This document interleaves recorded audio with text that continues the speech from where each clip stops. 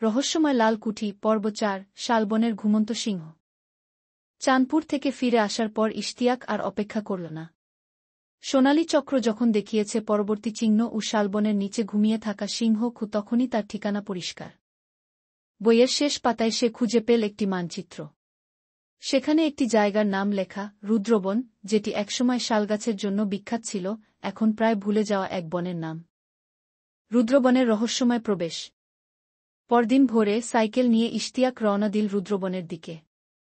সাথে পাণ্ডুলিপি, ছুরি, টর্চ আর একটা লাল কাপড়ে মোড়ানো ছোট্ট পাথর, আগের চিহ্ন। বনের ভেতরে ঢুকতেই যেন হাওয়াটা পাল্টে গেল। পাখির ডাক নেই, বাতাস নিস্তব্ধ। পথ যেন নিজেই ঘুরপাক খাচ্ছে। হঠাৎ সে শুনল গর্জনের মতো এক শব্দ। জঙ্গল কাঁপিয়ে উঠল। বুক ধড়ফড় করতে লাগল। এটা কি সেই সিংহ? ঘুমন্ত সিংহ। একটা বড় পাথরের খোলা অংশে সে দেখতে পেল একটা সিংহের মূর্তি, কিন্তু সেই মূর্তি থেকে নিঃশ্বাসের মতো কুয়াশা বেরোচ্ছে। ইশতিয়াক এগিয়ে গিয়ে পাথরের গায়ে হাত রাখতেই মূর্তিটা হঠাৎ চোখ খুলে ফেলল।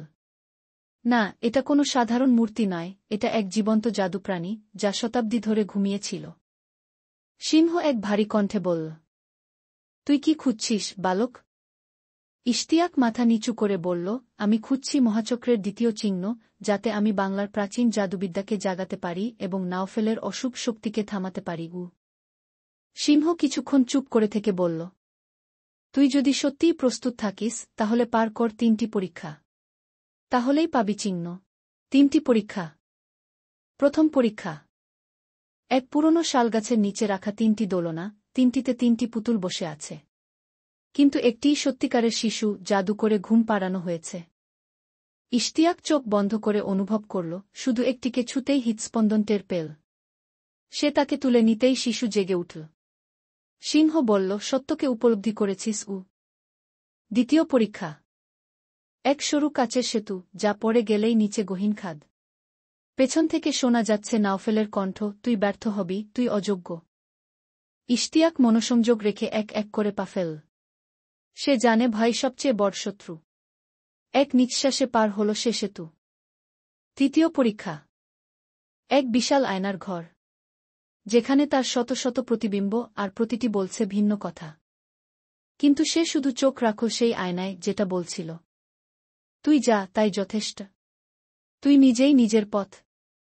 সঙ্গে সঙ্গে সব আয়না গুড়িয়ে গেল, আর সামনে জ্বলে উঠল এক নীল রঙের রত্ন, দ্বিতীয় চিহ্ন। চিহ্নের রহস্য ও নতুন সংকেত। সিংহ বলল, তুই দ্বিতীয় চিহ্ন পেয়েছিস।